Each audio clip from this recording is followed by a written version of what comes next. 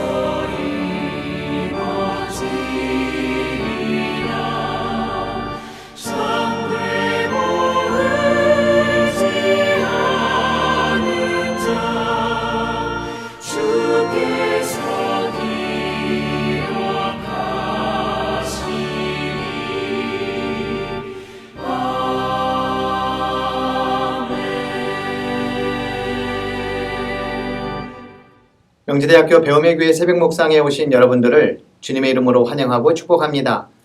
오늘도 하나님께서 주시는 은혜와 평강이 여러분들의 삶 가운데에 가득 넘치시기를 기도드립니다.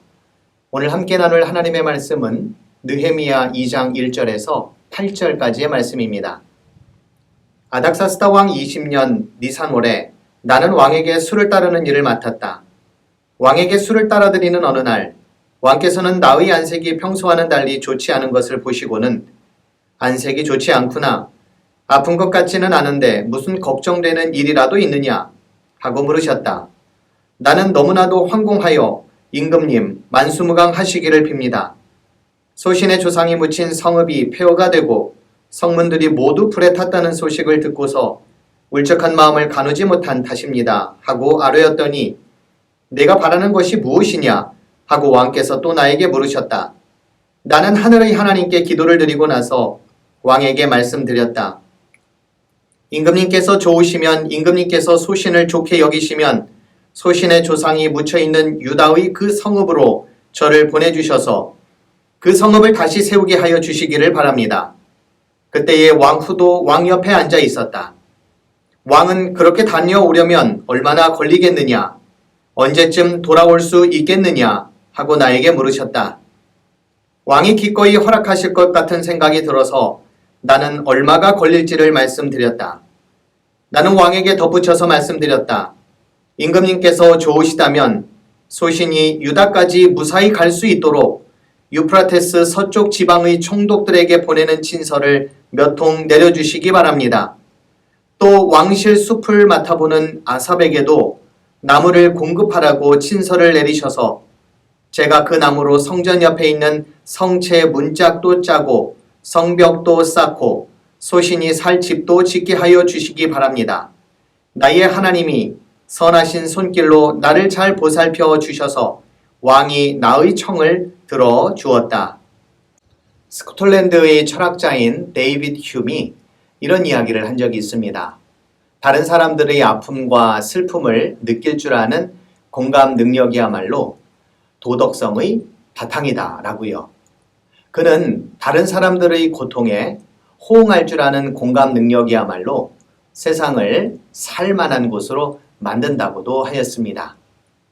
오늘 우리가 읽은 성경 말씀에 등장하는 느헤미야는 성서 속 인물 가운데에 다른 사람들의 고통과 아픔에 호응할 줄 아는 공감 능력을 가지고 있었던 사람들 가운데의 한 사람입니다.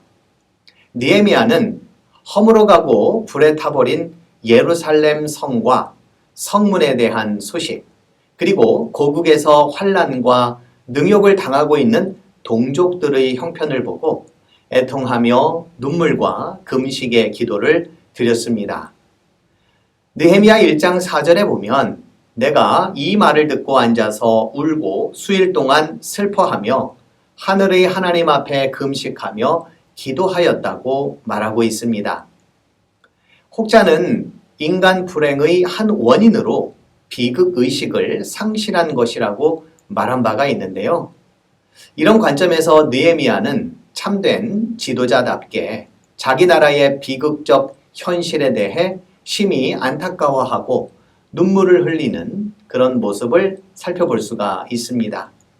아울러 느헤미야는 이스라엘이 당한 고난의 근본 원인이 무엇이며 해결책이 어디에 있는지를 직시하고 있었습니다. 그는 이렇게 말합니다. 이제 종이 주의 종들인 이스라엘 자손을 위하여 주야로 기도하오며 우리 이스라엘 자손이 주께 범죄한 죄들을 자복하오니 주는 귀를 기울이시며 눈을 여시사 종의 기도를 들으시옵소서. 느헤미야의 기도는 자신은 죽게 되더라도 백성들만큼은 용서해 주시고 살려달라고 간청하셨던 예수님의 기도와 많이 닮았습니다. 그만큼 느헤미야는 자신만 생각하지 않고 이웃과 사회와 국가에 이르는 넓은 마음을 가진 사람이었다고 볼 수 있겠습니다. 느헤미야가 살았던 당시의 배경을 간략히 설명하면은 바벨론 제국에 의해 포로로 잡혀갔던 이스라엘 백성들은 바벨론을 점령한 페르시아 제국의 고레스 황제의 칙령에 따라 유다 총독인 세르바살과 그의 조카이자 후임자였던 스룹바벨의 지도하에 본국으로 귀환합니다. 물론 이스라엘 백성 가운데에는 타국에 정착해 삶의 안정과 번영을 누리는 자들도 많았고 느헤미야와 같이 페르시아 정부의 사환으로 일하는 자들도 있었습니다. 따라서 귀환한 자들의 숫자는 아주 미미했을 것으로 학자들은 내다봅니다. 1차로 귀환한 자들은 대부분 바벨론에 든든한 기반을 마련한 사람들도 아니고요. 바벨론에서 태어나 이스라엘에 대한 정체성이 거의 없는 젊은 층들도 아니었습니다.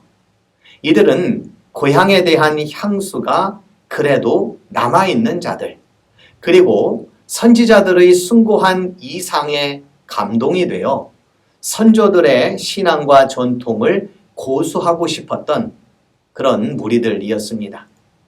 실제로 구약학자들에 의하면 바벨론에서 잘 살게 된 유대인 가운데의 다수는 1차 귀환자들을 중심으로 계획된 재건 공사에 직접 참여했다기보다는 기부금을 통해 이 사업을 도왔다고 주장을 합니다.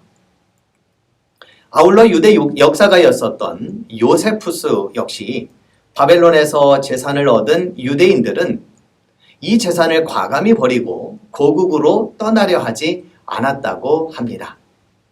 따라서 이들 1차 귀환자들은 고국 팔레스틴 땅의 성전의 주춧돌을 다시 놓고 제의를 재개함으로써 이스라엘 역사를 다시 잇는 작업을 했지만 이것은 정말 작은 일이었다고 볼 수 있겠습니다.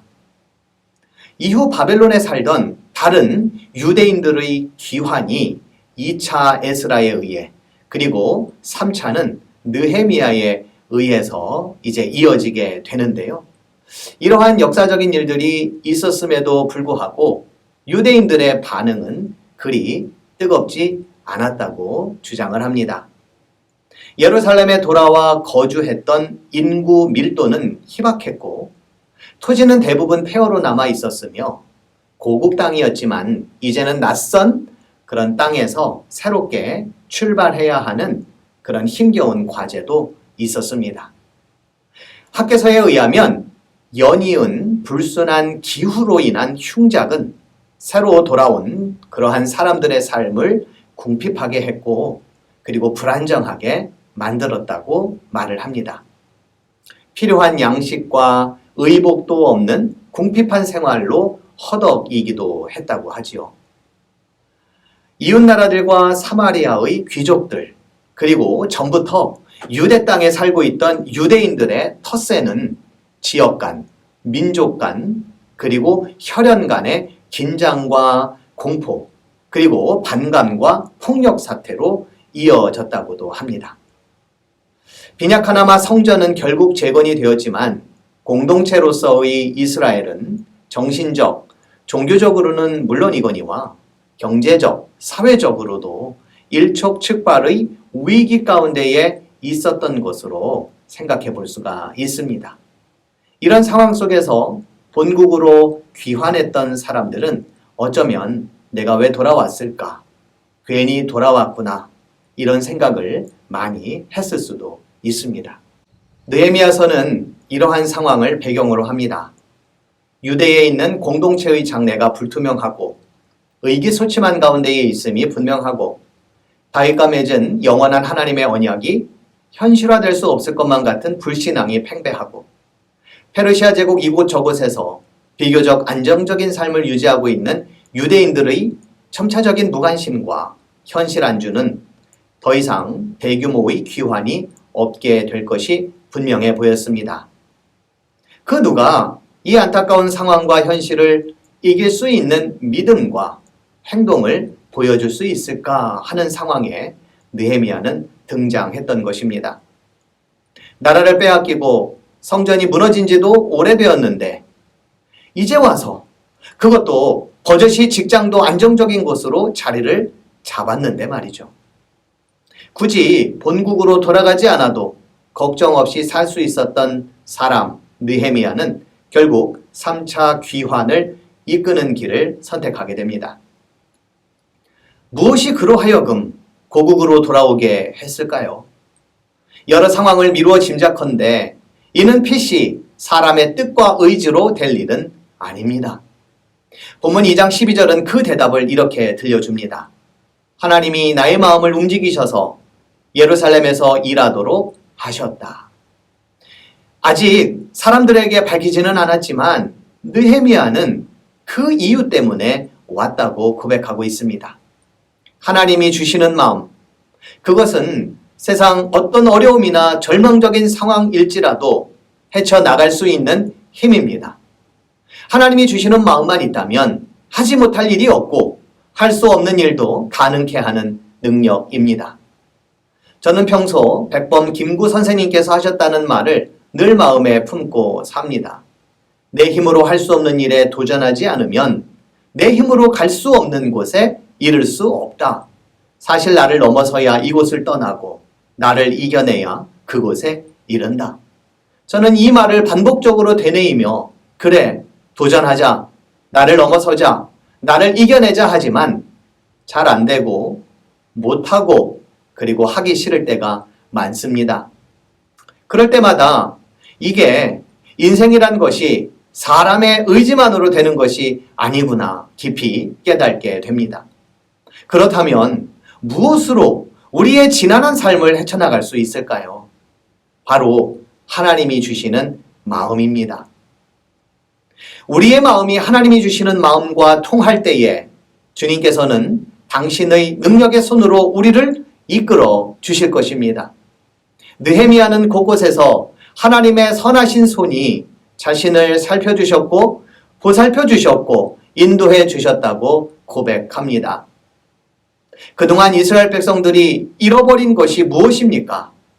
그들이 왜 나라를 잃고 하나님의 성전을 잃어버렸습니까? 그것은 하나님의 인도하심과 도움의 손길을 잊어버렸기 때문입니다. 그들이 이방신들의 손을 구하고 이방나라 왕들의 손을 의지하면서 하나님의 선하신 손길을 외면했기 때문에 그렇습니다. 이제 다시 회복되어야 할 것은 하나님의 손길이요, 그분의 인도하심 손길 속에 인간들의 삶을 내어 맡기는 것입니다. 베드로전서 5장 6절은 우리에게 이런 권면의 말씀을 전해줍니다. 그러므로 여러분은 하나님의 능력의 손 아래로 자기를 낮추십시오. 때가 되면 하나님께서 여러분을 높이실 것입니다.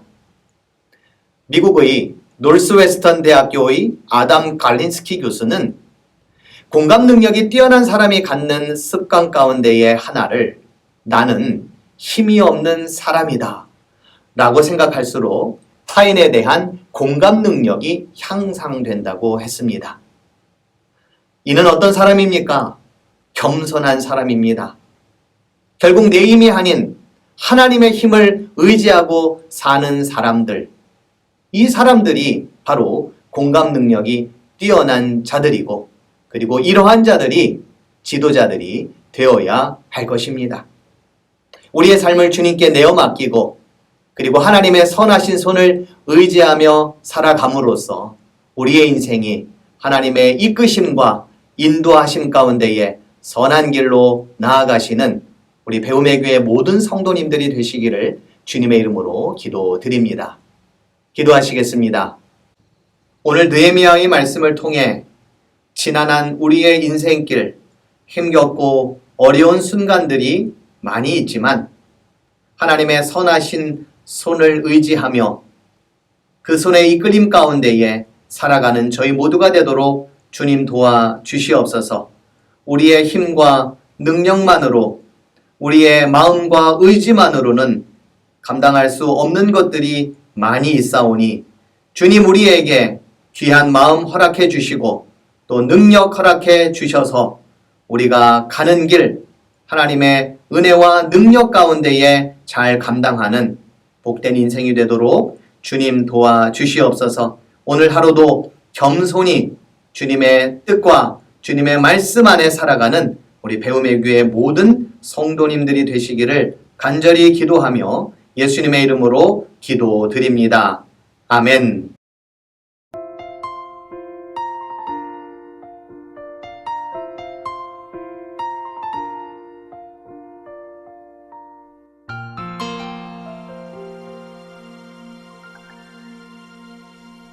주님과 함께하는 이 고요한 시간 주님의 보좌 앞에 내 마음을 쏟네 모든 것 아시는 주님께 감출 것 없네 내 맘과 정성 다해 주 바라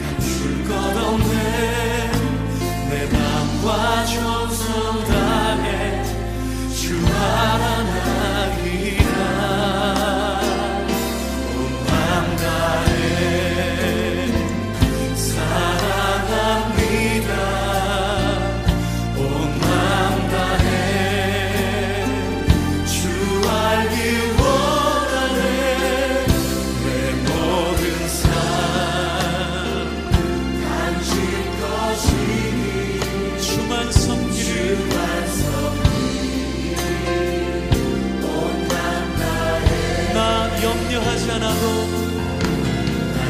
염려하지 않아도 내 쓸 것 아시니 오직 주의 얼굴 구하게 하소서. 예, 주님 해할 수 없을 때라도 감사하며 날마다 순종하며 주 따르오리라. 온 맘 다해 사랑합니다. 온 맘 다해 주 알길 원하네. 내 모든 삶 당신 것이니 주만 섬기리. 온 맘 다해 사랑합니다. 온 맘 다해 온 맘 다해 주 알길 원하네. 내 모든 삶 오직 당신 것이니 주만 섬기리. 온 맘 다해 온 맘 다해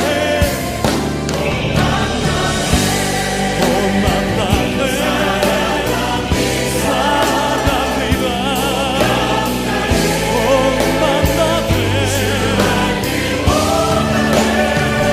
내 모든 삶 당신 것이니 주만 섬기리. 온 맘 다해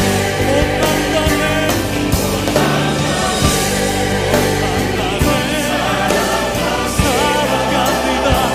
예 아버지 온 맘 다해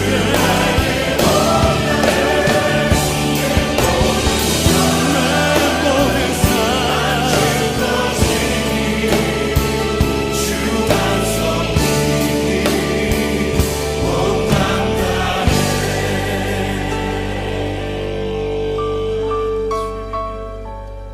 주만 섬기리.